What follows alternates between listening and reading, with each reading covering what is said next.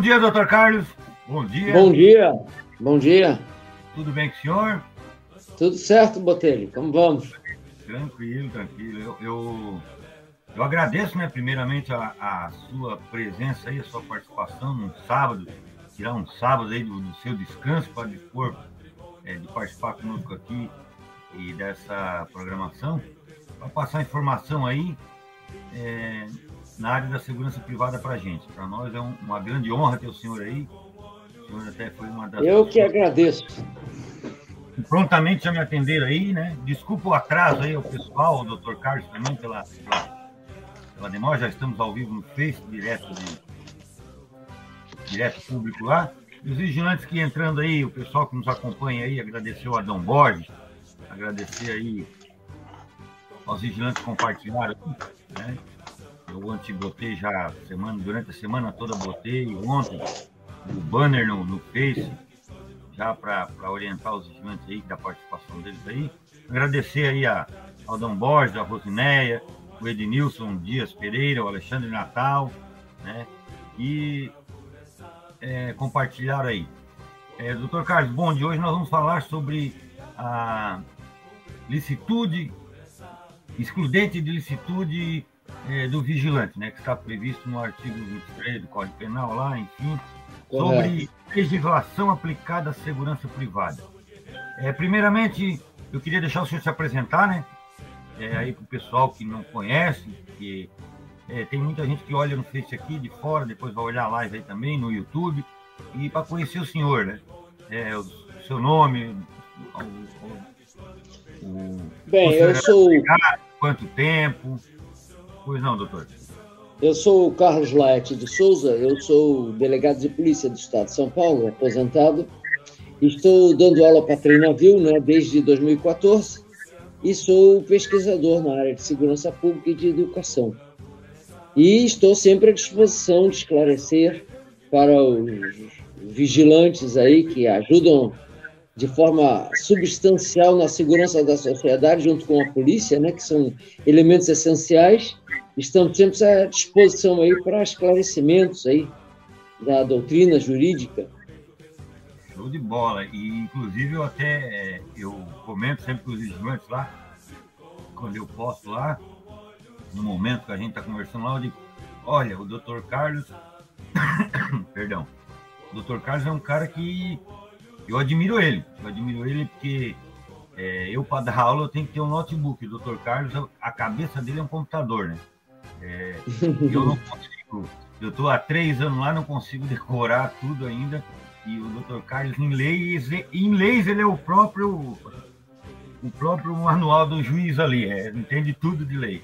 Então, parabéns aí, né, doutor, pelo seu trabalho aí. Eu agradeço aí é muito importante a sua opinião a meu respeito.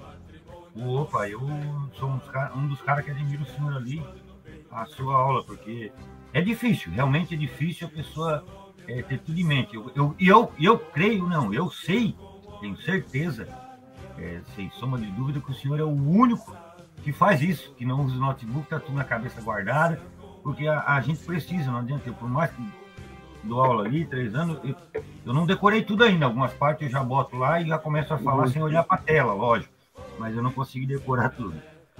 Muito bem, doutor. O senhor poderia falar para nós aí, e para o vigilante, então, o que é esse ato de licitude?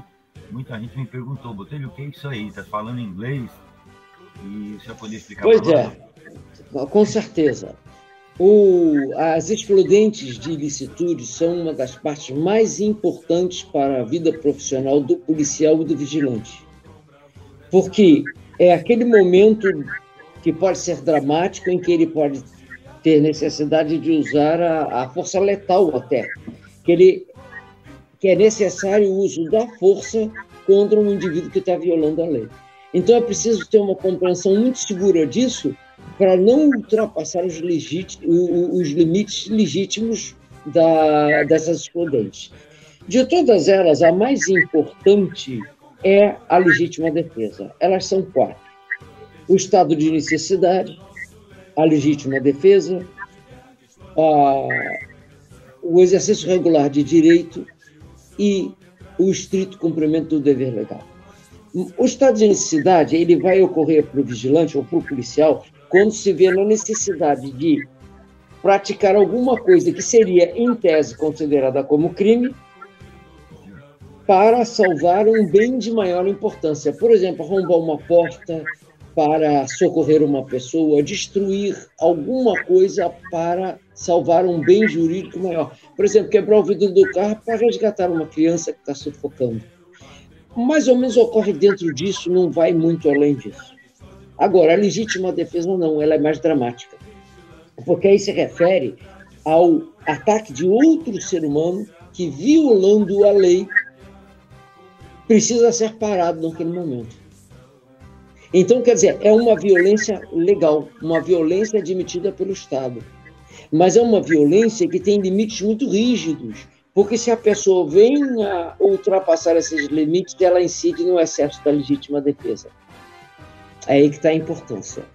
Por quê? Porque a legítima defesa não é um meio de vingança. É como eu sempre friso muito bem nas minhas aulas, é um meio de neutralizar uma violência, neutralizar a violação da lei. É só isso mesmo. Não vai além de, não vai ao ponto de desabafar, de querer se vingar. Quem vai fazer justiça é o juiz. Então essa é a grande importância. Show de bola. Se tiver alguma pergunta, à vontade. Não, tranquilo. Então, a legítima defesa ela se baseia sempre na existência de uma agressão. Uma agressão que pode ser contra nós e que pode ser contra outras pessoas. Pode ser contra um parente da gente, um vizinho, ou uma pessoa que a gente não conhece. E todos nós podemos fazer uso da legítima defesa, sendo que os policiais têm o dever na proteção da sociedade e o vigilante em serviço também. Mas a legítima defesa, então, é exercida pelo vigilante e pelo policial de forma profissional, uma legítima defesa de terceiro. O vigilante, ele está protegendo os outros, ele está arriscando a sua vida para proteger a sociedade. Essa proteção é uma proteção dos direitos de outras pessoas, direito de outro, direito de terceiro. Ele é um profissional, vigilante como policial, ele é um profissional da legítima defesa, de uma legítima defesa alheia. Ele está transportando um valor que é de uma empresa, não é dele. Ele se arrisca para proteger a sociedade. Ele se arrisca para proteger uma pessoa que está sendo espancada numa balada, em algum show, mas a proteção é do outro. Essa é a profissão. E talvez aí a maior beleza da profissão do vigilante e do policial, dele arriscar-se, enfrentar o perigo para proteger os outros. Mas ele vai ter de fazê-lo dentro de limites. E aí, a legítima defesa, no artigo 25, ele estabelece esses critérios. Ele fala, então, da existência de uma injusta agressão, ele fala que pode ser própria ou de terceiro, ele fala que tem que ser atual ou iminente, mas, principalmente, ele fala do uso moderado dos meios necessários. É aí que entra o ponto mais delicado, porque qualquer excesso vai acarretar o chamado excesso de legítima defesa, que pode ser doloso ou culposo. E é muito fácil disso ocorrer nos momentos dramáticos, naqueles momentos em que a gente está reagindo. É muito fácil a pessoa se deixar levar pela emoção e ultrapassar os limites. Contudo, eu devo dizer que os vigilantes no Brasil inteiro têm usado isso de uma forma muito criteriosa, melhor até do que a polícia. A polícia, talvez até por ter mais poder, ela utiliza de uma forma menos rigorosa. Ocorrem excessos? Ocorrem. Nós temos, com certeza, mais de 1 milhão de vigilantes trabalhando no Brasil e os casos são raros. Eu gostaria de chamar a atenção para o caso do Carrefour no ano passado. Aqueles vigilantes estavam agindo em legítima defesa ao conduzirem um indivíduo violento para fora do supermercado. Sim, foi e eles agiram em legítima defesa ou reagiram à agressão. Diga. Doutor, até foi um fato lamentável para a nossa categoria da área da vigilância, né? Uma exceção, porque isso não é o comum. Isso.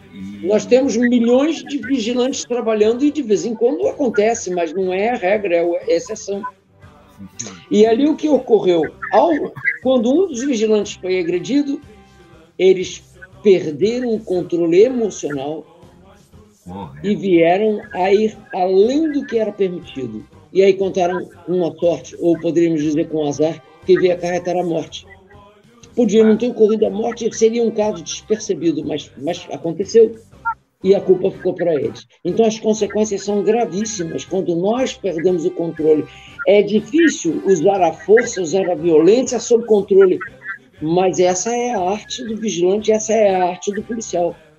Saber utilizar a força sem agir como criminoso que age de forma, ou mesmo uma pessoa não treinada, não habilitada, que vai reagir de uma forma emocionalmente desequilibrada. Então, basicamente é isso, e gostaria até que fossem feitas perguntas, porque aí eu teria como esclarecer melhor. Não, tranquilo. Atender, estar mais sintonizado nas dúvidas. Isso. Você, vigilante que está nos assistindo aí, se tiver alguma pergunta, algum esclarecimento dentro da legislação aplicada à segurança privada do Dr. Carlos, aí, fique à vontade, né? Eu quero agradecer a Elaine, bom dia, né? A Alvin. O Alvin botou aqui um agradecimento aí, o senhor aí, legal, show de bola. Alvin Schreiber botou Carlos Laerte, parabéns pela explicação, está totalmente correto. Legítima defesa condiz proteção, disciplina e respeito contigo e com o seu próximo, né? Show de bola mesmo. Bom dia também aí, que acabou de mandar aí a Lu. Bom dia, Lu, vigilante aí também. Bom dia. Bom dia. Então, vocês tiverem algumas perguntas, eu vou fazendo aqui as perguntas que eu tenho, que eu estou em dúvida aí com o doutor. Se vocês tiverem perguntas, vão colocando, lógico. O doutor até citou ali, ele estuda com o vigilante e com o agente de segurança pública, a mesma coisa. Na verdade, até nós vigilantes, nós somos o complemento da segurança pública, né, doutor? Segundo a Polícia Federal fala lá... Olha, eu diria o seguinte, no sistema de segurança pública, na apostila até não diz isso, mas no sistema de segurança pública está... parte do sistema de segurança privada. Ele faz parte, é um todo harmônico, não é? Ali na apostila, inclusive, eles deixam de citar o Judiciário e o Ministério Público, mas isso tudo é um todo harmônico. Agora, eu não diria que a segurança privada é menos importante, eu diria que cada um está fazendo a sua parte. Cada um cuida, a Polícia Civil cuida da investigação, a Polícia Militar cuida do policiamento ostensivo fardado, a Polícia Federal é uma polícia judiciária de nível federal, e o Corpo de Bombeiros cuida da Defesa Civil, e a vigilância privada cuida da vigilância privada, porque se o vigilante não fizer a parte dele, a polícia não vai fazer. Não é uma questão de importância, quem é mais importante. O vigilante, ele tem o trabalho dele tem a mesma natureza do trabalho do policial, que se trata de proteger a vida, a integridade física, a liberdade, o patrimônio das pessoas, mas ele faz isso no nível privado. E se ele não fizer, a polícia não vai fazer. Então, importante, fundamental é tudo aquilo que, se faltar, o sistema quebra. O vigilante não é menos nem mais do que outros segmentos. Ele tem menos poder porque não é um poder estatal, mas, por outro lado, ele tem uma dificuldade maior, ele precisa superar um problema ainda maior. Ele consegue fazer o trabalho dele com menos poder. É até mais difícil sobre esse aspecto. Justamente. Legal, bola. Agradecer aí ao pessoal que está botando o seu bom dia aí, né? Participe. Elaine Mota, grande Elaine, minha coleguinha, minha parceira. Doutor, tem uma questão lá na legislação aplicada também, né? Que diz assim, uma das perguntas, né, do senhor lá para os vigilantes, sim, assim, não há crime sem que a lei federal o defina, né? Ou a polícia tem autoridade para definir as condutas criminosas, ou nenhum crime é definido por lei, né? Que uma dessas seria a resposta certa lá na prova do senhor lá, né? Então, o senhor, não há crime sem lei sem que uma lei federal defina? Essa Correto. Esse é o artigo 1º, né? Isso. É o artigo 1º do Código Penal. Ele começa dizendo: não há crime, não há pena sem lei anterior que o defina. Ou seja, em bom português, de uma forma assim, que qualquer pessoa possa entender, primeiro tem que estar escrito, tem que estar no regulamento. Está lá, está escrito, ou seja, na lei, regulamento, entenda-se lei e lei federal. Está na lei, é crime. Tudo aquilo que puder ser gravoso, que puder ser ofensivo aos nossos direitos, mas que não constar numa lei federal como sendo um delito, como sendo um crime, não será crime. Pode ter algum remédio no nível do cível, né? No nível da justiça de uma vara civil, mas não é um tema, não é um assunto criminal, não é um tipo penal, a expressão é essa.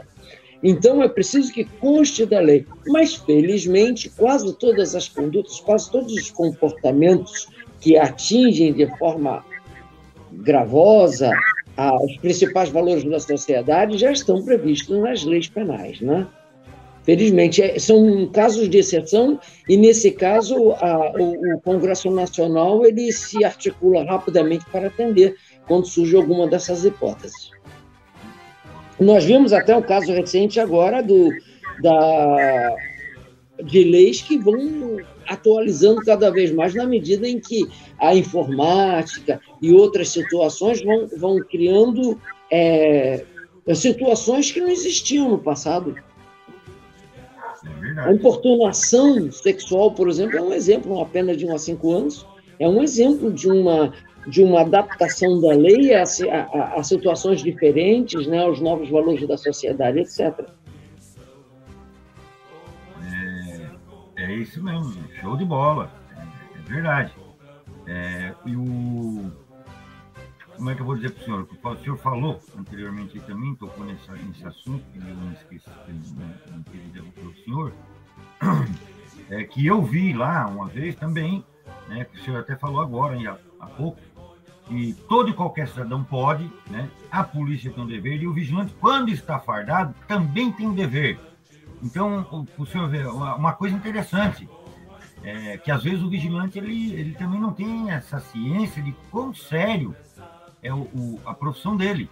O trabalho dele em si, englobado ali, exige tantas coisas do vigilante, que ele pode também, ele pode não, ele tem o dever, segundo o senhor colocou lá, a polícia tem um dever, que o vigilante, quando é em serviço, fardado também tem um dever.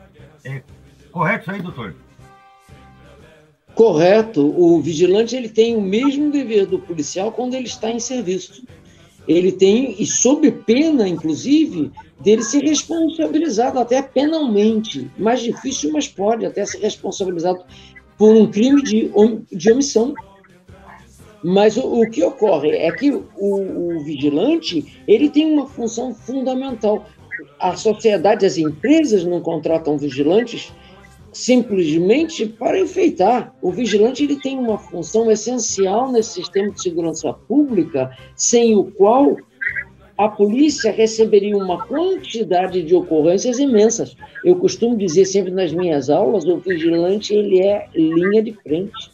Se vai acontecer briga na balada, o vigilante, primeiro agente que vai dar remédio a isso. Se vai acontecer um assalto a banco, um assalto a um carro forte, um assalto no supermercado, se existe uma pessoa acidentada dentro de uma empresa, o vigilante está ali, ele está na ponta, ele está atendendo ali naquele momento, ele é um elemento que não pode faltar. Agora, e a responsabilidade dele é imensa porque ele não pode se omitir. Assim como o policial não pode se omitir 24 horas por dia, o vigilante não pode se omitir quando ele está em serviço. A única diferença é essa. Enquanto a polícia ela tem um atendimento universal, ela atende em qualquer circunstância, o vigilante ele deve atender ele deve atender somente, não. Ele pode atender além disso, como qualquer pessoa do povo, mas ele é obrigado a atender no seu serviço, no seu trabalho, na sua função.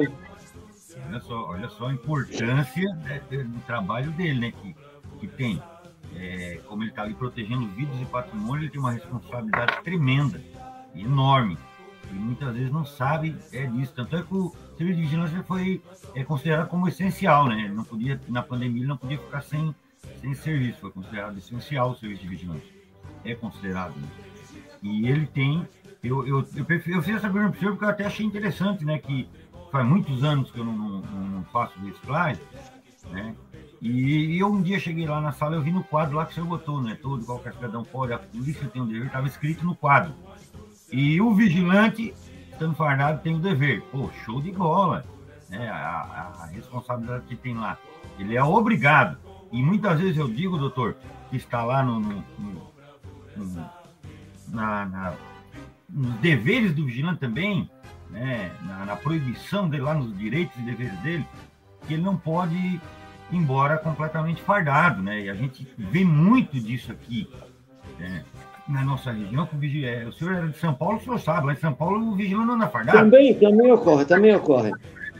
O vigilante não anda fardado na rua, Rio de Janeiro, aqui é direto, vai no mercado, às vezes tem vigilante fardado, tudo, no centro ali, passeando, porque ele está com uniforme, ele está representando, e que ele é vigilante, está representando uma pessoa ali que ele é preparada, né? Se houver, por exemplo, doutor, se ele estiver dentro de um ônibus, que até lá na cartilha está como um exemplo, se ele estiver dentro de um coletivo, fardado, onde uma pessoa tem um mal súbito, ele é obrigado a prestar socorro.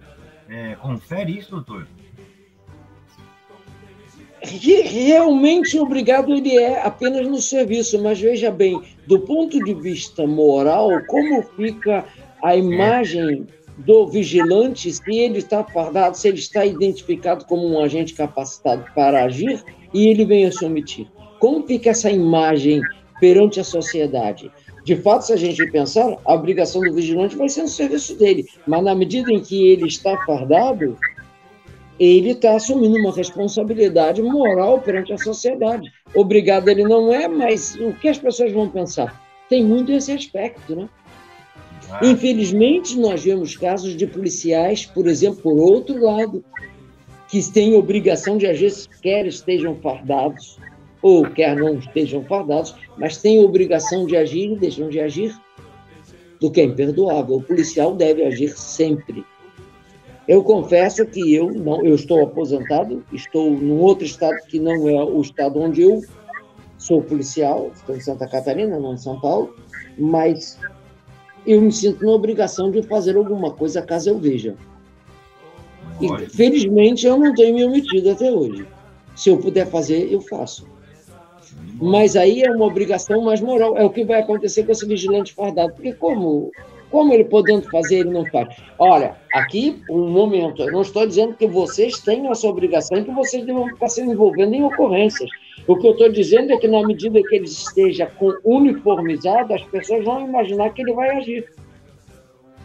Obrigação não tem nenhuma. Até é inconveniente para o vigilante se envolver nessas ocorrências, primeiro porque ele não está fardado.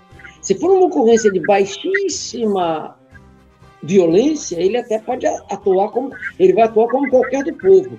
Mas se for uma ocorrência violenta, é bastante inconveniente até que ele haja. Talvez seja melhor deixar para a polícia. É verdade. Mas seria inconveniente mesmo, quando o diretor, a pessoa olhando ele. Porque pode ter desdobramentos ali, né, imprevisíveis. Isso, é verdade. E o policial, ele conta com uma proteção maior sobre esse aspecto. Exatamente. Por isso que eu disse que o serviço do vigilante é mais difícil.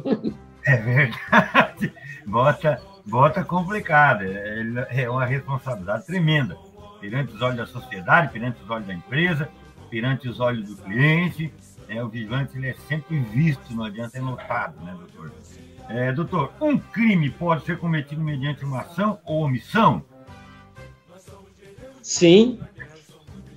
Um crime ele pode ser cometido mediante uma ação, uma pessoa que está fazendo alguma coisa, que está atirando, que está esfaqueando, que está agredindo, que está cortando, como ele pode ser cometido mediante omissão naquelas circunstâncias em que a pessoa tinha a obrigação de agir. Se a gente quiser colocar no nível do vigilante, um vigilante que tendo a obrigação de proteger o patrimônio da empresa, ele se omite. Em tese, ele está praticando o tipo penal, ele pode responder pelo próprio crime que está acontecendo. Como um policial que assiste um roubo e nada faz, ele é coautor desse roubo. E a gente pensa, mas ele não levou nada. Sim, mas ele é coautor desse roubo na medida em que ele está contribuindo, ainda que o criminoso não saiba, ele está contribuindo para o cometimento do roubo. Ele está sendo um elemento que auxilia, porque se ele agisse como deveria agir, estaria impedindo o fato. Então, sim, é de uma grande responsabilidade.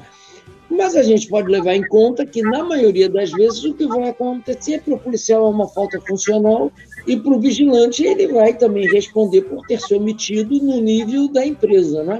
Mas, em tese, ele está cometendo crime. Ele está sendo um cúmplice do criminoso que está cometendo o crime. Um cúmplice que o criminoso nem pediu. E, doutor, são as coisas que o vigilante mais grava, né? Que é o crime doloso e culposo, né? Que tem muita gente que confunde doloso e culposo. O senhor poderia explicar para nós, doutor? Quem não tem essa... Até que não é vigilante, aí não tem essa visão do crime doloso e culposo. Esse é um tema muito importante no direito penal, um tema central. Eu costumo dizer, dando um exemplo, que o crime doloso, basicamente, ele seria, naquela linguagem das crianças, se a gente voltar para a nossa infância, né, a gente pensar o doloso é o de propósito e o culposo é o sem querer. Quando a gente dizia para a mãe da gente, mas foi sem querer, a gente que está dizendo, foi culposo, eu não queria.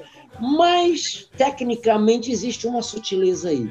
O crime doloso é aquele em que o indivíduo quer o resultado, e aí esse é o dolo direto, mas também o dolo indireto é o dolo eventual, quando ele assume o resultado. Esse é um pouco mais delicado. Então, embora o indivíduo não queira aquele resultado, ele está assumindo. Esse é o doloso. No culposo, ele não quer o resultado, ele não quer que aquilo aconteça. Simplesmente acontece porque ele comete algum erro. Ou seja, ele é culpado, mas ele não desejou aquele resultado. Qual a importância? Eu vou dar um exemplo disso aí. Imaginemos um indivíduo parado com um carro numa esquina, ele é um criminoso procurado pela justiça, e na hora que ele percebe a abordagem policial, ele arranca com o carro jogando em cima dos pedestres. Ele realmente não quer atropelar os pedestres, ele não tem o dolo direto de atropelar os pedestres, de provocar lesão corporal ou morte. No entanto, ele faz. Ele está assumindo. O objetivo dele qual é? Fugir. Mas ele está assumindo, e aí é dolosamente. Se ele vem a matar alguém, se ele vem a ferir alguém nessa fuga, é doloso, não é culposo. Por quê? Porque ele previu, ele pensou, eu posso atropelar alguém, mas se eu vier atropelar alguém, paciência, porque eu vou agir de qualquer forma. Eu quero fugir e vou fugir. Ele está assumindo. Então, esse é um detalhe que a gente precisa estar atento. Às vezes, não é a intenção, e normalmente as pessoas pensam, o crime doloso é quando tem intenção. Às vezes a intenção existe, mas a intenção é uma, mas ele não tem intenção de provocar um determinado dano, uma determinada consequência, mas ele assume. Então, é preciso sempre tomar atenção nesses casos dos crimes dolosos, indiretos, dos crimes. Daí o dolo eventual, quer dizer, eventualmente vai acontecer, não necessariamente. Quem está assaltando um banco quer o dinheiro, está assaltando. Agora, e quem está numa fuga dessas desesperada e vier produzir acidente? Ele simplesmente assume. É o dolo. O dolo, ele abrange as modalidades de imperícia, imprudência e negligência. Não, a culpa, ela abrange a imperícia, a negligência e a imprudência. Isso, não, Veja bem, essas são 3 modalidades nas quais o indivíduo até previu o resultado, mas ele julga que não vai acontecer. Ele pensa assim, não, eu dirijo muito, isso não vai acontecer acidente nenhum. Já no dolo eventual, não. No dolo eventual não tem imprudência, imperícia e negligência. Ele está vendo que aquilo provavelmente vai acontecer, ele pensa, dane, que se vai acontecer, o problema não é meu, eu vou fazer o que eu tiver que fazer, aconteça o que acontecer. É uma diferença sutil, é uma zona cinzenta.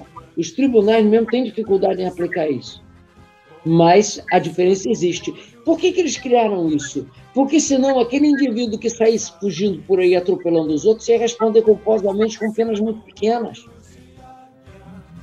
Ia ficar como se ele não quisesse, não. Ele assumiu, ele quis. Quando a gente assumiu uma coisa, mesmo não sendo a nossa intenção, a gente assumiu, a gente quis. Legal. Show de bola. Pensando, foi criado isso aí, né, para não deixar, como disse o senhor, senão todo mundo faria, né? Ah, vou fugir da polícia, mas matar dois não tem problema. Então ele assumiu o risco mesmo, né? Como disse o senhor, ele assumiu o risco, né? Ele assumiu o risco. Deixa eu ver outra aqui, doutor, outra pergunta que eu tenho aqui.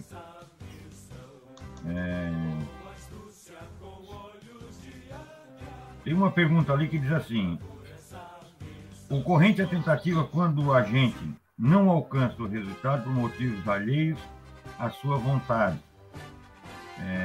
Na tentativa, o agente desiste voluntariamente do cometido do crime. Existe correto, este é o artigo 14. Existe a tentativa de crime culposo, né? Está nas perguntas lá.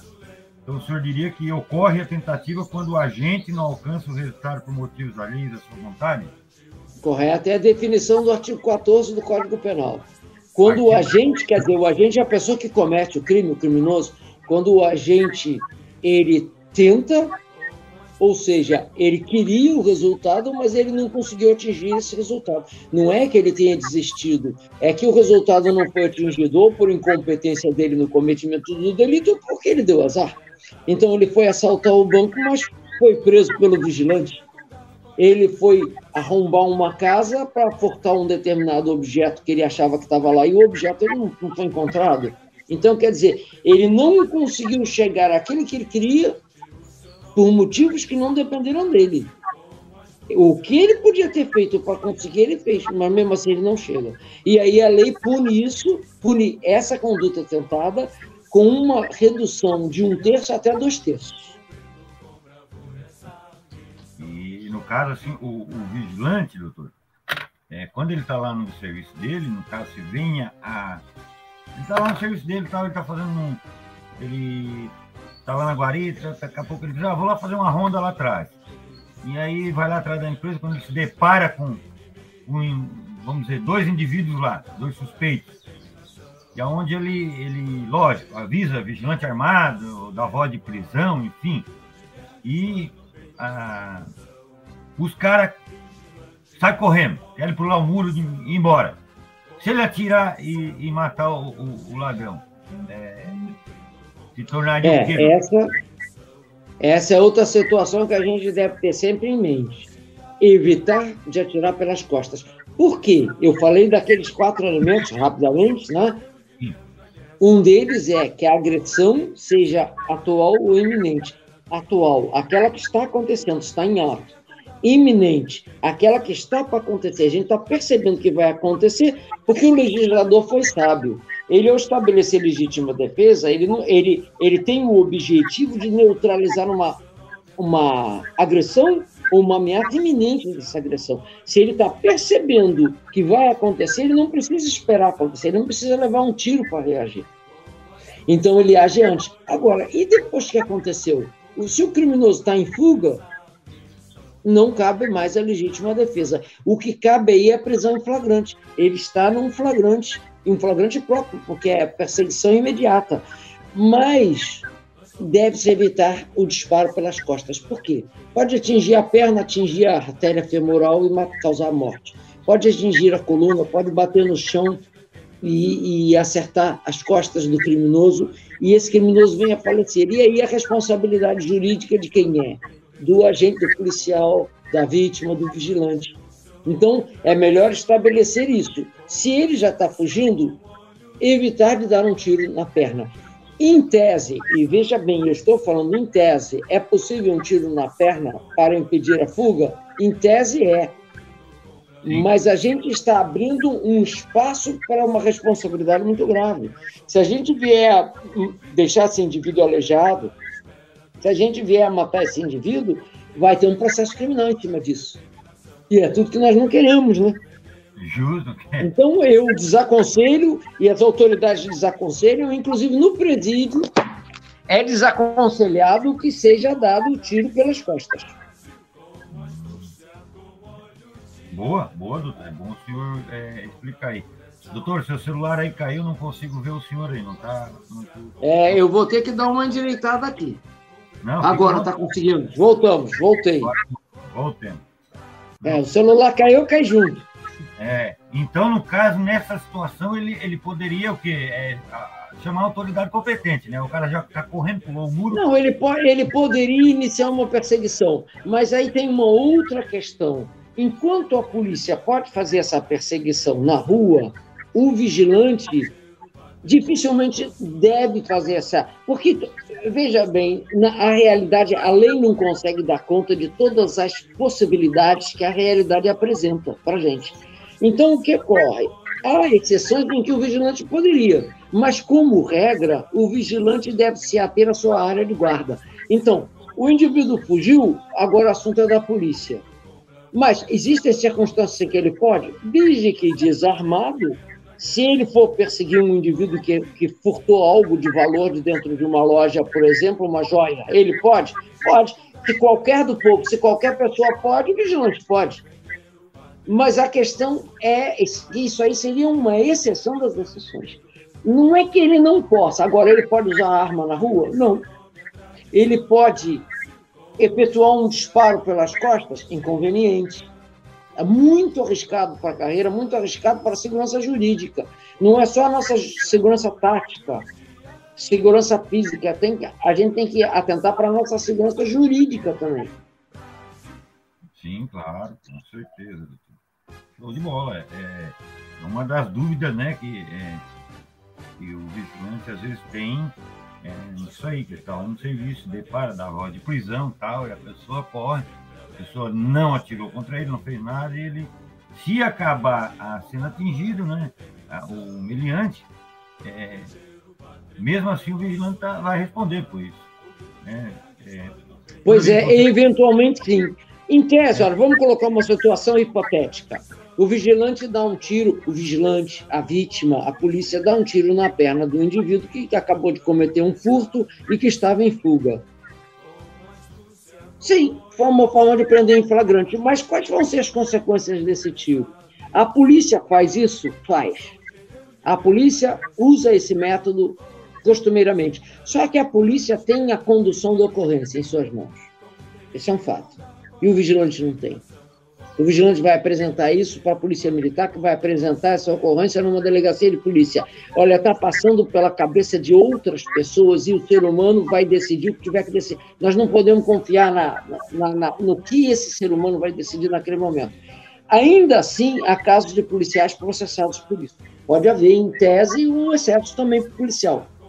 Porque a lei não autoriza. Não houve a lei não quis proibir nem autorizar.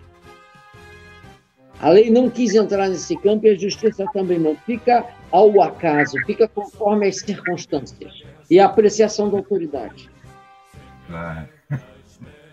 Show de bola. Aprendizado aí com o Dr. Carlos, né? Obrigado aí. Obrigado ao pessoal aí, a Lu, ao Júnior Duarte também, que se manifestou aí agora, ao Edson, Stefano.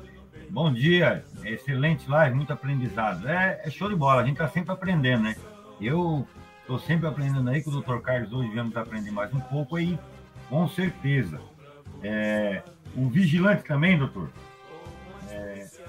eu quero que o senhor diga para mim se não existe regime de defesa quando a agressão é iminente? Não, quando a agressão é iminente, existe a legítima defesa. Existe, né? Vamos imaginar a seguinte situação. Um indivíduo está sacando a arma para dar um tiro no vigilante. E o vigilante dispara primeiro. Ele agiu em legítima defesa quando a agressão ainda era iminente, porque ele não chegou a levar um tiro. Mas imagina que o vigilante tivesse que primeiro, o vigilante, o policial, a vítima, tivesse que primeiro levar um tiro para poder depois responder. Não adiantaria na maior parte dos casos. Então, o legislador foi sábio quanto a isso. E não é assim só no Brasil, não. É assim no mundo inteiro. Isso, o conceito de legítima defesa, ele está no direito penal do mundo inteiro. Então, o que ocorre? O objetivo da legítima defesa, ela é neutralizar a agressão ou a ameaça dessa agressão, é fazer com que a gente se safe vivo, se safe, consiga manter a lei, com que a gente consiga proteger o outro. Se é assim, a gente tem que proteger. Imagina, eu vou proteger uma pessoa de um sequestro, eu vou ter que atirar antes. Não é preciso que a pessoa chegue a sequestrar, aí depois já sequestrou. Eu tenho que me antecipar. Então, essa antecipação possível, ela é antes. O problema vai surgir quando é depois, quando cessou a violência. Aí, se cessou a violência, não tem mais, a legítima defesa desaparece. Mas quando é iminente, é até necessário. Daí que você falou das obrigações do vigilante, uma das obrigações do vigilante é estar atento, é manter a atenção. Daí não ficar usando o celular, porque o celular não é só um meio de se falar, não é só um telefone, né? O celular, ele abre para o mundo virtual. Então, o vigilante distraído, ele não tem a oportunidade de agir quando o crime ainda não aconteceu, quando ele é uma grave ameaça. Ele vai agir depois que a coisa já está acontecendo e, frequentemente, aí não tem mais aquela janela de tempo que ele precisava para agir. E ele não tem mais o que fazer. Então, o bom policial, o bom vigilante, é aquele que age quando a agressão está iminente. Ele se antecipa a agressão. Ele percebe que o indivíduo vai sacar a arma e ele já está prendendo. Se o indivíduo já está sacando a arma, ele já atira. E isso fala muito, né, do vigilante, que é a prevenção, né, doutor? A atenção. A prevenção. O 90% do vigilante trabalha na prevenção. Se ele estiver bem atento. Exatamente, ele trabalha na prevenção. Ele tem que acreditar no perigo. Isso, ele tem que saber que pode acontecer. Eu falo sempre isso, né?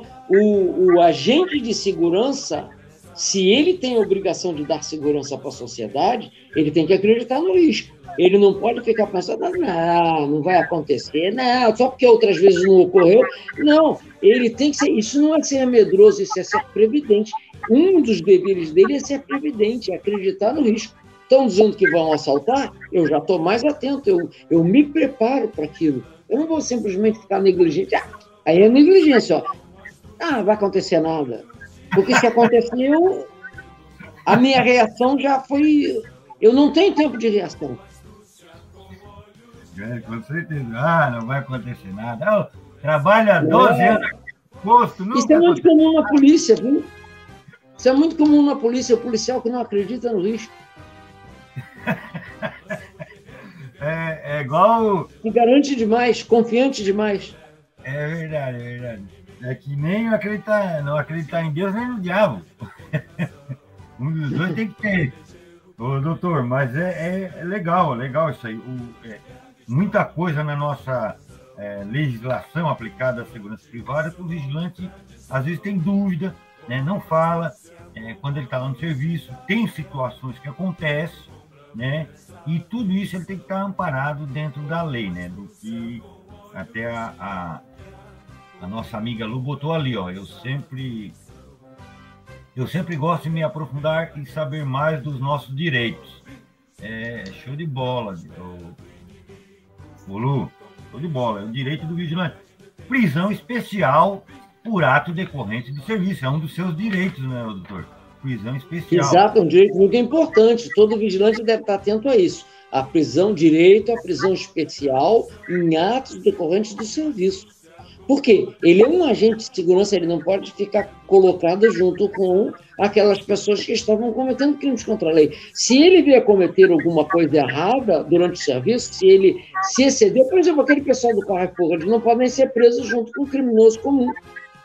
Não é um privilégio isso, é uma questão de preservar a integridade física e moral desse indivíduo, que, por sinal, é um dever do Estado, preservar a integridade física e moral do preso, seja ele o pior criminoso do mundo, nós temos que preservar. E por que não do vigilante?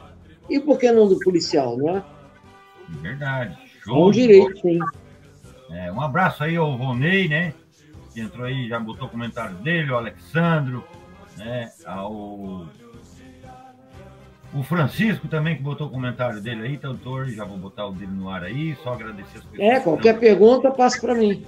Isso, pessoal perguntando aí, pode botar aí que eu pergunto pro doutor aqui, né? Se tiver...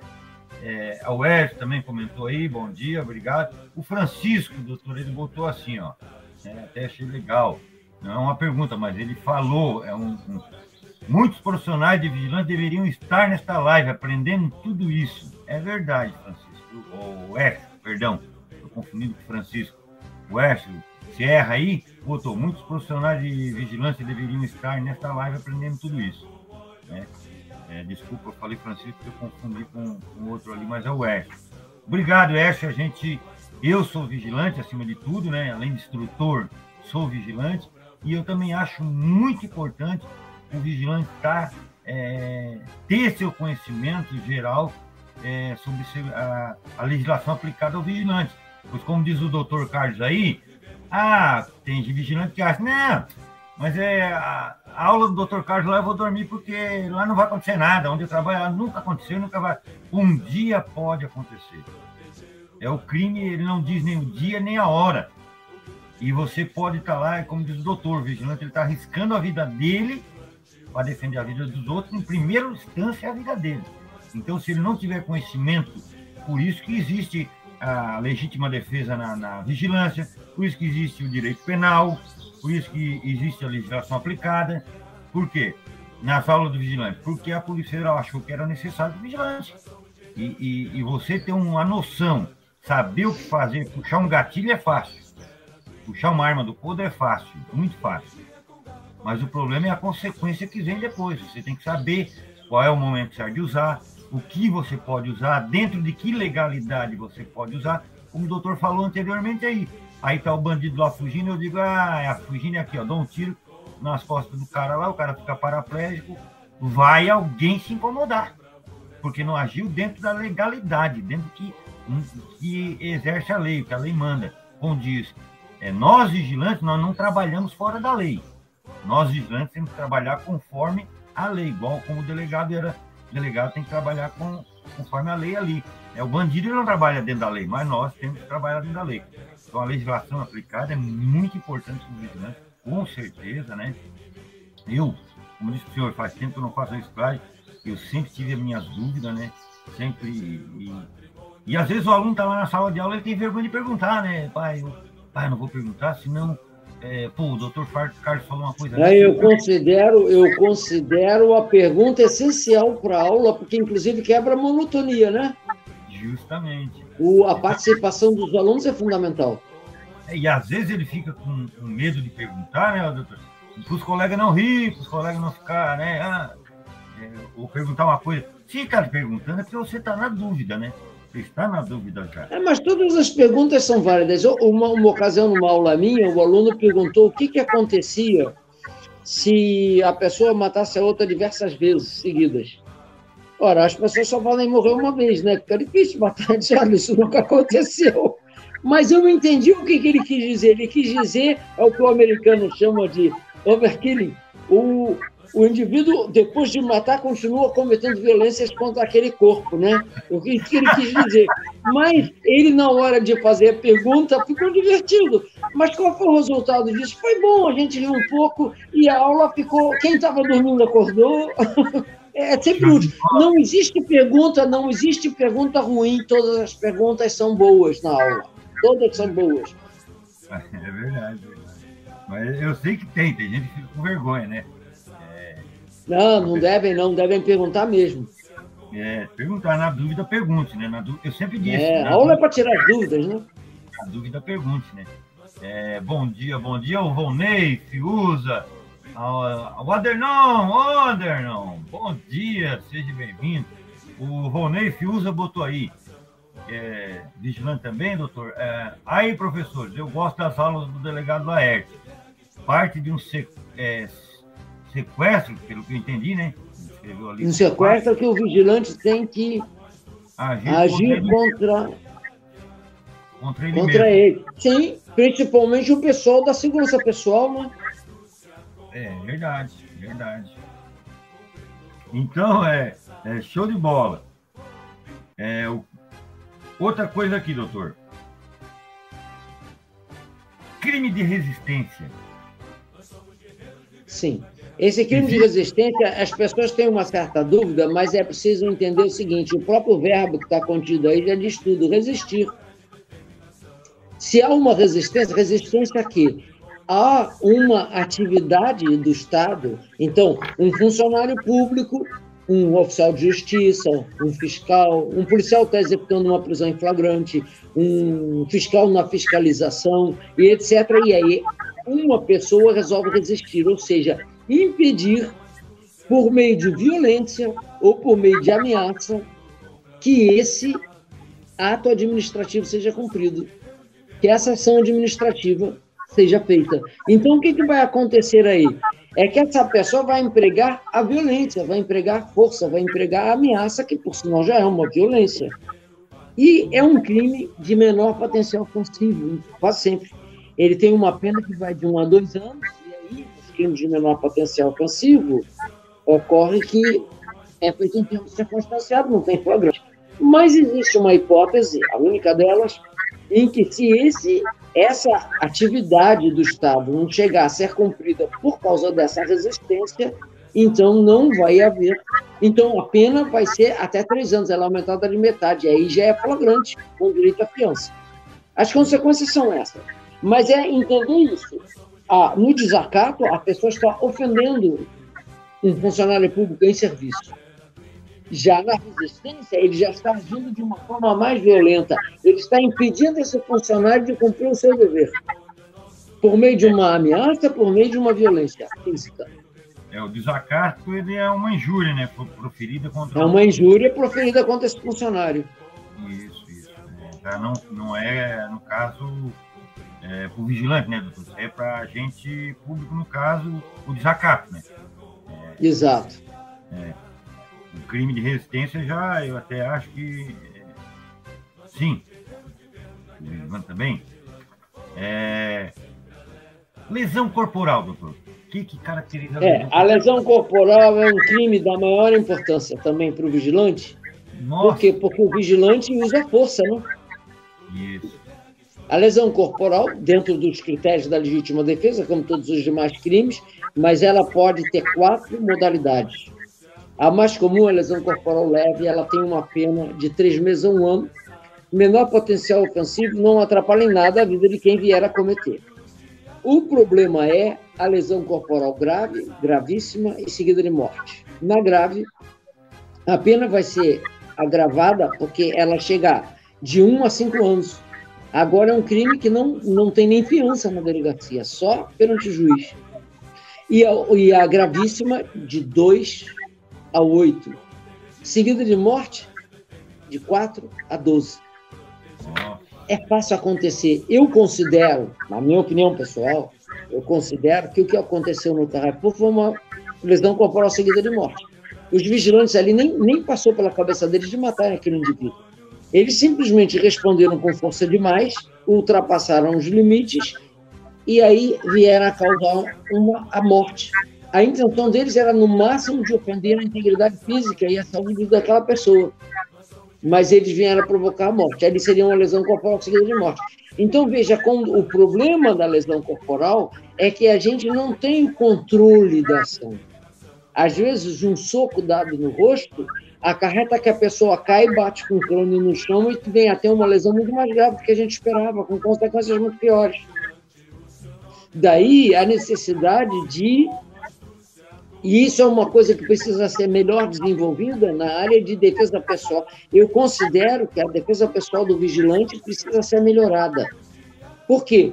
Porque é uma defesa pessoal que não visa, a não ser nos casos extremos, não visa produzir lesões graves. Então, ela precisa ser melhorada. Acho que, com o tempo, vai se compreender que menos educação física, que que é uma coisa que a pessoa tem que levar a vida inteira, né, para ter efeito, e mais defesa pessoal. Porque quem está treinado na defesa pessoal vai saber como agir na hora certa, vai até limitar o uso da força, ele vai agir com menos violência. Quem sabe se defender age com menos violência. Agora, claro que em legítima defesa você se defende, porque senão quem vai ter uma lesão grave é você. O problema é aquela zona cinzenta ali que a gente é envolvido e de repente você está para a polícia é a mesma coisa. Você está envolvido no conflito. A função nossa, e isso é do vigilante e do policial, é a função de se envolver no conflito dos outros. É o tipo de troço que não pode dar certo muito, não. Pode dar muito resultado ruim. É o envolvimento na briga alheia. Quero agradecer aí ao Jadson Pavei, ao Dernei Batista Frigo, que entrou também aí, ao Pedro Henrique Semolin, o Aderlon, o Jadson, doutor, botou aqui assim, ó, ele botou, Jadson Pavei, doutor, caso alguém me agrediu e tentou correr, como no caso dos tiros, ele está fugindo do crime, eu posso mobilizar o indivíduo, ou como ele está saindo, devo fazer nada? Não, veja bem, a partir do momento que houve troca de tiro, a legítima defesa ganha uma amplidão muito grande. Então, o indivíduo atirou contra mim, está correndo, se ele largou a arma dele, ou acabou a munição e está se entregando, eu não posso fazer mais nada. Mas no momento que o indivíduo está atirando contra mim, se ele se vira, atira de novo, na dinâmica do tiroteio, a gente atira. O indivíduo não precisa estar de frente para mim. Agora, o que eu não posso é continuar atirando a partir da rendição, ou a partir do momento que esse indivíduo está numa fuga já mais distante. Mas naquela hora ali da troca de tiros, abriu geral, não tem limitação, não dá para você dizer assim, não, mas até que ponto eu posso dar tiro? Se ele deu 2 tiros, eu não sei se ele vai dar o terceiro, não, ele vai dar o terceiro. Ali você tem que salvar a sua vida. Ali liberou geral. O problema e a partir disso, quando que deixa de ser legítima defesa? Ela vai deixar de ser legítima defesa no momento que esse indivíduo tivesse rendido ou estiver numa fuga mesmo. Depois em fuga, está desarmado, aí não convém mais atirar, aí deixa para a polícia. Você conseguiu rebater. O indivíduo para assaltar o banco, não deu certo, está fugindo, já saiu do banco, deixa aí. Agora, ele está atirando do lado de fora, atira nele, sem problema. Show de bola, aí, ó, bem explicadinho. Obrigado ao Jadson Pavei pela pergunta, participou, né? Ao Volney Fiuza também. O Volney Fiuza botou assim, doutor, ó. O vigilante pode, num sinistro, quando pegar o elemento em ato de roubo, pode interrogar ele sem sofrer nenhum tipo de pena da lei? Esse é um tema muito interessante. O interrogatório, ele é possível, sim. Aliás, ele deve fazer isso. O problema é como. A lei não permite interrogatório violento nem para a polícia. Inclusive, o policial é obrigado a prender alguém, tal como a gente vê nos filmes americanos, né? Ele é obrigado a dar os direitos da pessoa, que ela pode permanecer em silêncio. Tem direito a um telefonema, tem direito à assistência de advogado, etc. Então, o interrogatório violento não é admitido nem para a polícia. Então, também não seria para violência, para segurança privada. Agora, você fazer as perguntas, interrogar, faz parte da função do vigilante. O vigilante pode interrogar o criminoso que estava cometendo um crime, com certeza. Ele vai fazer todas as perguntas. O que ele não vai fazer é o uso de uma coação ilegal. Não vai bater, deve evitar o uso de gritos, de ameaças. Mas isso também pode até, numa situação de troca de tiros, o indivíduo acabou de ser preso, há um jogo de cintura para tudo. É uma questão, eu costumo dizer sempre assim, olha, o direito é bom senso, tá? A gente vai pelo bom senso. Agora, eu vou poder bater nesse indivíduo? Não. Eu vou poder interrogar um indivíduo que estava furtando dentro do supermercado? Eu vou poder gritar com ele, bater nele? Não, de hipótese alguma. Vou espancar ele até pode gerar até o crime de tortura. É verdade, é verdade. Aí, no fim, o mocinho vira bandido, né, doutor? O mocinho. Exato. Você falou uma coisa muito importante ali, que é nós trabalhamos dentro da lei. A função do vigilante e do policial é seguir a lei. Nós fazemos cumprir a lei. Justo. Então, quem descumpre a lei é o bandido. Nosso lado é o da lei. Nosso lado é o da regra. Nós somos o mocinho, né? No caso. Nós somos sim da parada, não o cara que vai violar a lei. É verdade. Lá levar para uma salinha, bater, interrogar o cara, bater. Agora, é claro que às vezes é frustrante, né? Eu digo que a legítima defesa é frustrante. O cara deu 3 tiros em mim, jogou a arma no chão, se entregou, eu não posso nem dar um soco na cara dele. Não posso. Eu tenho que prender, eu tenho que ter autocontrole, tenho que prender. Sob esse aspecto, é frustrante. É que tá lá, tem que ter o autocontrole. O vigilante, principalmente, tem que ter autocontrole. Urbanidade. Ele trabalha com urbanidade, probidade e denodo, né? Ele tem que ter educação, cortesia, em todos os aspectos da profissão dele. Show de bola. Obrigado ao Ivonei pela pergunta, né? Ao Jadson também ali. Show de bola. Eu tenho, doutor, nós estamos quase chegando no final, mas eu tenho ainda mais uma... Não, pois não, estou à disposição. Deixa eu ver aqui, a pergunta aqui. Roubo e furto.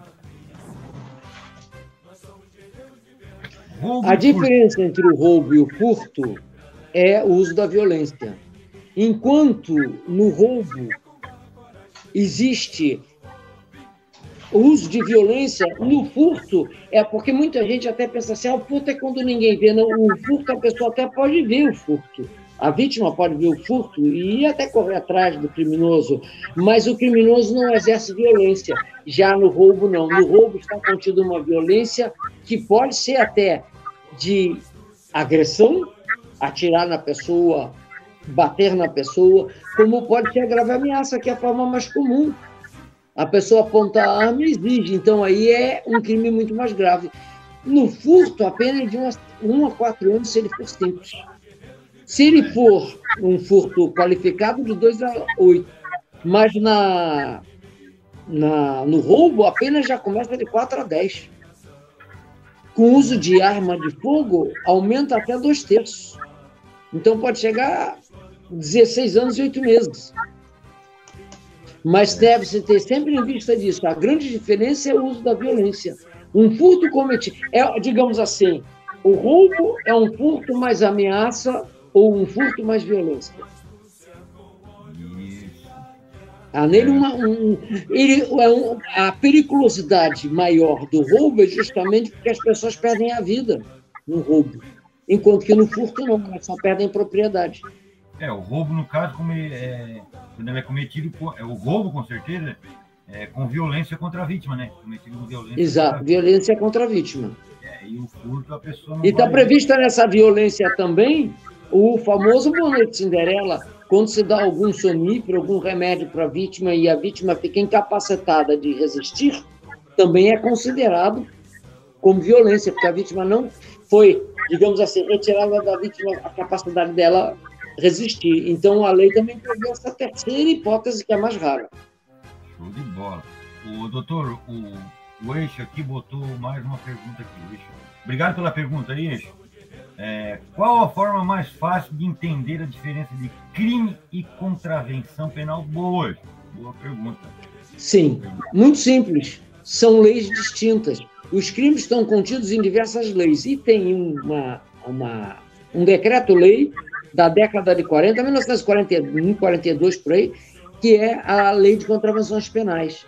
Para que serve isso? Elas vão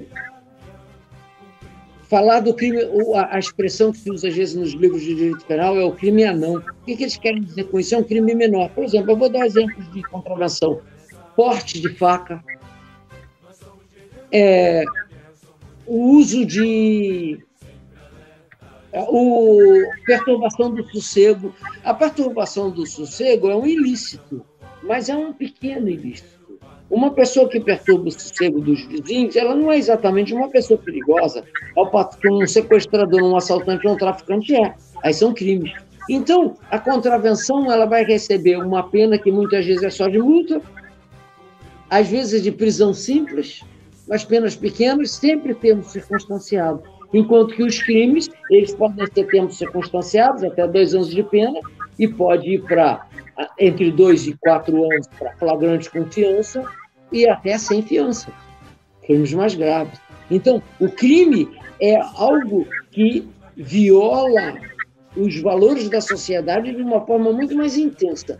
O outro é o jogo do bicho, jogo de azar. Há uns 100 números, são muitas as contravenções. Elas estão na Lei de Contravenções Penais, que é um decreto-lei. Tá bom, obrigado aí, né, doutor, aí pela resposta, e obrigado ao Eixo aí pela pergunta, né? Mais uma aqui, doutor, né? São 11 horas e 20 minutos, estamos quase chegando no finalzinho, já entramos atrasados aí, pedindo desculpa novamente aos guerreiros aí, e ao doutor Carlos também, né, que eu tenho marcado o doutor Carlos às 10. Pedindo desculpa a todos aí novamente, devido aos problemas técnicos que eu tive aqui, a internet não tinha conseguido. Eu tenho mais uma aqui para o doutor. O inquérito policial, ele se destina aqui a julgar o acusado, doutor? O inquérito policial, ele tem por objetivo fazer uma elucidação do crime. Ele vai coletar as provas, ele vai buscar a autoria. Se a autoria for conhecida já, ele vai procurar arrecadar o máximo possível de provas. Provas testemunhais, provas materiais, provas documentais. Esse é o objetivo dele. Ou seja, o delegado de polícia que preside o inquérito policial, por isso é chamada Polícia Judiciária. A Polícia Civil é chamada de Polícia Judiciária. Qual é o objetivo? Ela vai trabalhar para que, posteriormente, o juiz julgue. Então, veja, juiz julga. Julgar é dizer se é culpado ou inocente. O delegado de polícia, ele precisa se pautar também por uma conduta de magistrado, mas ele tem por objetivo o que se chama instrução provisória. Ele vai fazer a instrução, quer dizer, a arrecadação das provas. Ele vai pegar as provas para que depois o juiz vá fazer a acusação. Então, a função do inquérito não é a condenação. O delegado não julga ninguém. O delegado, ele vai elucidar o crime. Fundamentalmente, descobrir a autoria e descobrir todas as provas para que o juiz possa fazer. Aí depois o promotor fazendo a acusação, o delegado, o advogado da defesa e o juiz prolate a sentença definindo se é culpado ou inocente. Então, é uma função auxiliar da justiça. Sim, explicadinho, doutor. Obrigado. O Volney também pergunta aqui, doutor. O Volney pergunta... Nós, vigilantes, podemos usar as algemas num ato de roubo e não sofrer algum processo? Sim. Obrigado. Podem. As algemas, o uso das algemas está previsto na súmula vinculante número 11 do Supremo Tribunal Federal. O que ocorre? Essa súmula vinculante, ela tem força de lei. Quando o Supremo Tribunal Federal, porque quem faz a lei é o Congresso Nacional, mas o Supremo tem esse poder de estabelecer determinadas regras que vão servir com a mesma força de uma lei federal. É a súmula vinculante. Ele estabeleceu isso justamente para definir em que circunstâncias você pode usar a algema. A algema não é um produto controlado pode ser comprado livremente. E a algema, ela vai ser utilizada em 3 hipóteses, segundo essa súmula. A primeira, no caso de prisão em flagrante, para impedir a fuga. Ou para impedir a fuga de alguém que já está preventivamente preso ou sentenciado. Então, um guarda penitenciário, a Polícia Penal, atualmente é chamada Polícia Penal, ou o vigilante que está trabalhando nessa condição, executando o mesmo tipo de tarefa, ele pode usar sim, ele deve usar para impedir que esse indivíduo fuja. A outra hipótese é um indivíduo que está representando um perigo para a sociedade. Então, o indivíduo está quebrando tudo dentro de uma empresa, ele vai ser algemado até como um meio de reduzir a necessidade de força contra esse indivíduo. Sim. É melhor até para ele mesmo, porque ele algemado vai parar e não vai ser necessário manter uma força contra ele. E, finalmente, quando o indivíduo está em situação de suicídio, de autolesão, ele é um risco para si próprio. Então, uma determinada pessoa quer se suicidar, eu algemo ela para ela não pular de um local alto, pode. Nesses 3 casos, a algema pode ser usada por qualquer pessoa. por qualquer pessoa do povo, pelo vigilante, pelo policial, pelo bombeiro, por quem tiver que usar. É um uso lícito da algema. O Supremo também estabeleceu isso para limitar aquele uso não lícito, o uso abusivo da algema. Qual é? É aquele de algemar a pessoa como meio de humilhação. Para dizer, olha, você está algemado, você está preso. Ou para exibir como um troféu aquela pessoa. E aí, um dos princípios da nossa Constituição Federal é a preservação da dignidade humana. Não há necessidade de se expor um indivíduo nesse nível. A algema vai ser usada quando? Quando houver necessidade de manter a segurança. Show de bola. Então, Rony, pode. Está lá como diz o doutor aí, pode. Está lá. Cacetete de borracha, de madeira, algema. Pode usar até uma corda, se for necessário, pode usar o que tiver que usar para conter esse indivíduo. O que não vale é usar para humilhar. Justo. É diferente. Lógico. Muito bem, doutor. Show de bola. O Edson Stefan perguntou aqui, no caso, é verdade que a prisão decorrente por ato de serviço vigilante não será mantida no Estatuto da Segurança Privada? Olha, o Edson... Não será mantida no Estatuto? Eu não sei dizer, porque isso não é lei ainda. Isso está lá em Brasília, no Congresso Nacional. Isso mesmo quer dizer, isso não foi aprovado ainda, entendeu? Então, não podemos dizer se vai ou não, porque não foi aprovado ainda, mas não... Aí depende dos vigilantes também, tá? Depende dos vigilantes agirem junto aos seus sindicatos para que tenham representatividade lá em Brasília para interferirem naqueles aspectos que interessem a carreira. Isso está sendo... A lei ela é elaborada lá no Congresso, mas se ouve a sociedade, ok? Doutor, a minha última Sim. aqui. Deixa eu ver aqui. Que o delegado de polícia não tem atribuição, poder para arquivar o inquérito policial? Não, realmente a lei estabeleceu que o delegado de polícia não tem esse poder, porque ele instaura, ele preside as investigações, mas o arquivamento vai depender da participação do Ministério Público, ou seja, do promotor de justiça e do juiz. Quem vai pedir o arquivamento, se entender que deve pedir o arquivamento, é o promotor, porque cabe a ele acusar ou não. Então, cabe a ele saber se ele deve arquivar ou não, e ainda assim vai ser ouvido o juiz. Então, não, o delegado não tem esse poder. Em alguns países até tem. Nos Estados Unidos, lá não existe delegado de polícia, mas a polícia americana, ela faz aquilo, ela arquiva. Ela arquiva, ela tem esse poder. Na Inglaterra também, ela tem o poder de arquivar. Eles fazem as investigações e largam para lá e ninguém nem fica sabendo. Mas aqui no Brasil, uma vez instaurado o inquérito policial, tem que ser dado conta de 30 em 30 dias, 60 em 60 dias ao juiz e ao promotor do que está sendo feito. É aquela limitação dos poderes. Legal, show de bola. Doutor, eu queria agradecer ao senhor, já estamos chegando a 11h27, que a gente faz as lives 1 hora. Obrigado pela disponibilidade do senhor aí de tirar um tempo, né, para passar essa informação, participar da live conosco aqui, porque o nosso canal aqui, o Conexão SC Vigilante, é voltado para a categoria de segurança privada, para todos os agentes de segurança privada, onde a gente leva informação, conhecimento, preparando o vigilante para vencer. Esse é o nosso objetivo. Eu queria agradecer do fundo do coração, né? Meus colegas não puderam participar hoje, mas o senhor esteve prontamente, me atendeu aí e tal. E isso, admiro muito no senhor, cada vez mais, né? Sou seu fã, como eu disse, eu admiro o trabalho do senhor lá na escola, dou importância e agradeço pela sua presença aqui para deixar claro algumas dúvidas aqui que a gente tinha e agradecer por o senhor tirar esse sábado aí para nós, tá? Eu vou botar o senhor na tela. Eu é que agradeço a oportunidade. Eu aprendi há muito tempo atrás com o capitão da PM lá em São Paulo, que aquilo que ele que me disse isso, aquilo que a gente aprende e não passa para os outros, morre com a gente, não serve para nada. É verdade. O conhecimento, ele é social, ele deve ser para todos nós, né? Deve ser passado, deve ser dividido, né? Até vai haver uma comunhão de conhecimento. Se a gente guarda conhecimento para a gente, não serviu para nada. Se o cara guardar essa bucá, é por isso que a gente... Eu procuro de que serve, né?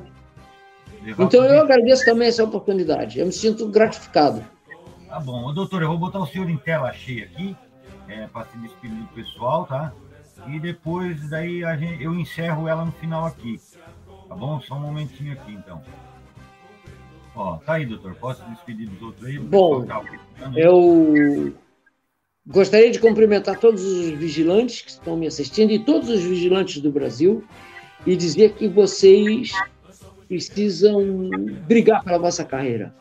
Vocês exercem uma profissão nobre. A profissão de vocês é proteger a sociedade. E vocês devem manter sempre esse foco. Vocês devem pensar que vocês estão longe da guarda da sociedade. Vocês estão lá para proteger as pessoas. Jamais se afastar dessa ideia de proteção. Jamais imaginar, eu estou aqui porque eu sou o cara. Não, você ali é um protetor. É isso que confere nobreza à profissão do vigilante e do policial, mas que nesse ponto tem a mesma natureza, é proteger. Nós somos aqueles que protegem, que cumprem a lei, que tornam a sociedade mais segura, que permitem as pessoas serem mais felizes. Junto com outras profissões também tão valorosas quanto as nossas, mas vocês têm uma profissão muito importante. Obrigado, parabéns. Obrigado mesmo aí. Show de bola. Parabéns. É isso aí que o senhor falou mesmo. O vigilante tem uma profissão importantíssima. Doutor, então, obrigado, né? Fiquem com Deus aí. Bom final de semana, senhor. Que Deus abençoe o senhor e a sua vida. Né? O dia que precisar de mim, estou à disposição do senhor aqui, né? Como já contei com a sua colaboração, precisei trocar de aula lá, o senhor me atendeu também prontamente. O doutor Carlos tem uma presteza enorme no atendimento. Você que é vigilante, que tiver dúvida na aula, lá pergunte para o doutor Carlos, ele está há anos aí, ele vai responder sua pergunta. Não fique com vergonha, tire sua dúvida, tá bom? Obrigado, doutor. Bom final de semana para o senhor, tá? Muito obrigado. Bom para todos. Participar da live aí, brigadão, fiquem com Deus e até a próxima. Valeu, doutor. Obrigado. Então, vigilantes, obrigado pela participação de todos vocês aí. Muito legal, muito show de bola essa participação do doutor Carlos aí, junto com a gente aqui. Eu queria agradecer a todos aqui que participaram, né? Todos, eu botei na tela aí um por um de quem participou. Desejar a vocês, vigilantes, aí um bom final de semana. Conexão SC Vigilante, Força e Honra, temos juntos. O Adernon também, que participou aí, né? E vários outros aí, eu botei um nomezinho ali. Que Deus abençoe vocês, um bom final de semana. Conexão SC Vigilante, preparando você para vencer e preparando você para amanhã, tá bom? Sábado que vem temos a live aí com Roberto Cardoso, né? Diretor do filme Escolta Armada, o 1 e agora o lançamento do 2, onde conta a história de 2 vigilantes que foram mortos, 2 vigilantes de Escolta Armada que foram mortos lá em São Paulo. Sábado que vem. Se não me engano, é sábado que vem. Não, dia 31, perdão. Tá lá no banner que eu botei no Face. Se você puder acompanhar, tá bom? Acompanhei Roberto Cardoso, vai estar participando de uma live para nós aqui, o diretor do filme lá, tá bom? Deus abençoe todos, fiquem com Deus e até a próxima!